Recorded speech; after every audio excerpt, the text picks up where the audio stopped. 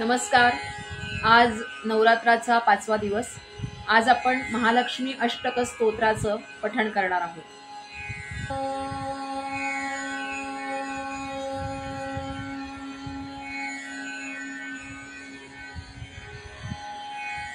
नमस्तेस्तु महामाये श्रीपीठे सुरपूजिते शंखचक्रगदाहस्ते महालक्ष्मी नमोस्तुते।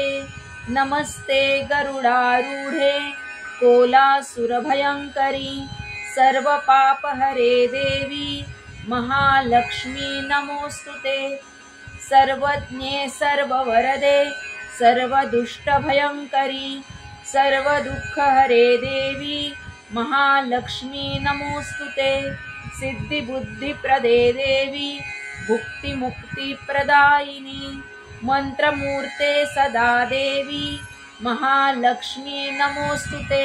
आद्यन्तरहिते देवी आद्यशक्ति महेश्वरी योगजे योगसम्भूते महालक्ष्मी नमोस्तुते। स्थूल सूक्ष्म महारौद्रे महाशक्ति महोदरे महापापहरे देवी महालक्ष्मी नमोस्तुते। पद्मासनस्थिते देवी परब्रह्मस्वरूपिणी परमेशी जगन्मातर महालक्ष्मी नमोस्तुते।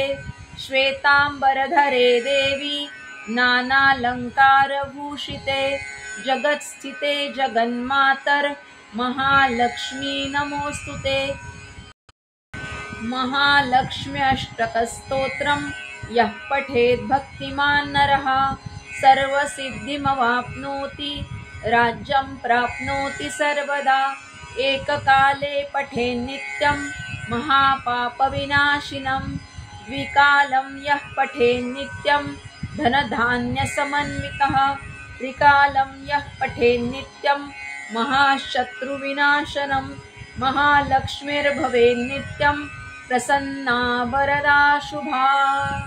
इति श्री इंद्रकृतं महालक्ष्मी अष्टकस्तोत्रं संपूर्णम्।